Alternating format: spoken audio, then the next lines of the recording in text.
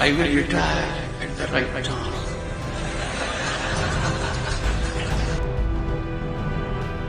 उपराष्ट्रपति जगदीप धनखड़ का मंगलवार को राष्ट्रपति द्रौपदी मुर्मू ने इस्तीफा मंजूर कर लिया है। धनखड़ आज सदन की कार्रवाई में भी शामिल नहीं हुए।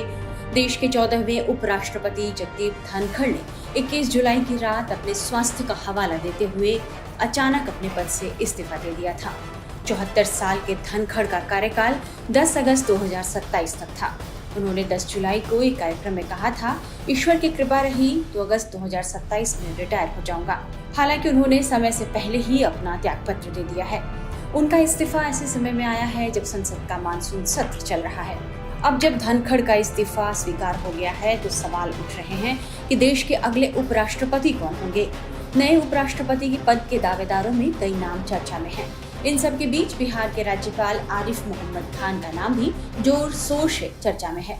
माना जा रहा है कि बीजेपी आरिफ मोहम्मद खान को उपराष्ट्रपति बनाकर एक तीर से कई निशाने साध सकती है। बिहार के राजनीतिक गलियारों में इस बात की चर्चा जोरों से है कि बीजेपी आरिफ मोहम्मद खान को उपराष्ट्रपति बनाने पर विचार कर सकती है। आरिफ मोहम्मद खान भारत के एक वरिष्ठ राजनीतिज्ञ हैं। केरल के राज्यपाल के रूप में भी कार्य किया है और उनकी छवि एक समझदार और संतुलित नेता के रूप में है। बेहद विद्वान और राजनीतिक विवादों से दूर रहने वाले आरिफ मोहम्मद खान प्रगतिशील मुसलमान माने जाते हैं।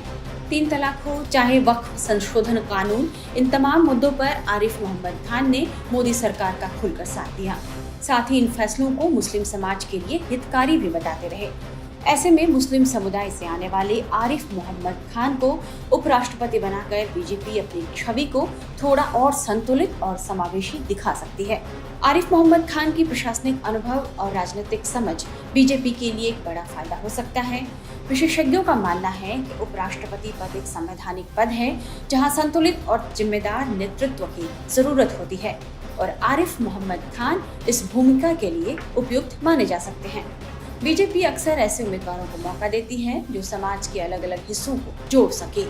आरिफ मोहम्मद खान को उपराष्ट्रपति बनाने से बीजेपी ये संदेश दे सकती है कि वे सबका सम्मान करती है और देश के हर वर्ग के साथ है। वहीं उपराष्ट्रपति पद के लिए बिहार की जमीन से आने वाले रामनाथ ठाकुर के नाम की भी चर्चा खूब हो रही है। जेडीयू के राज्यसभा सांसद रामनाथ ठाकुर बिहार के पूर्व मुख्यमंत्री कर्पूरी ठाकुर के बेटे हैं और फिलहाल केंद्र सरकार में कृषि राज्य मंत्री हैं। अति पिछड़ा तबके से आने वाले रामनाथ ठाकुर के नाम की चर्चा सोशल मीडिया से लेकर राजनीतिक गलियारों में भी हो रही है। बिहार में इस साल विधानसभा चुनाव होने हैं, इस लिहाज से भी रामनाथ ठाकुर के नाम की चर्चा ने जोर पकड़ ली है। रामनाथ ठाकुर बिहार के समस्तीपुर जिले से आते हैं। बिहार में उनकी पहचान का एक महत्वपूर्ण पहलू उनके पिता कर्पूरी ठाकुर हैं, जिन्हें केंद्र सरकार ने भारत रत्न से भी सम्मानित किया है। रामनाथ ठाकुर बिहार विधान परिषद के सदस्य भी रहे हैं। उनकी कर्पूरी ठाकुर की तरह ही अति पिछड़ी जातियों में गहरी पैठ मानी जाती है। इसके अलावा वे अन्य पिछड़ी जातियों पर भी अपनी पकड़ रखते हैं। बिहार में अति पिछड़ी जातियों की करीब 2% आबादी किसी भी उम्मीदवार के राजनीतिक सफर को प्रभावित करने की ताकत रखती है। हालांकि बीजेपी संवैधानिक पदों पर चयन के लिए जिस तरह के चौंकाने वाले नामों के लिए जानी जाती है, ऐसे में उपराष्ट्रपति के लिए किसी सरप्राइज फैक्टर से भी इनकार नहीं किया जा सकता। ऐसे में देखना होगा बीजेपी अगला उपराष्ट्रपति किसे बनाती है।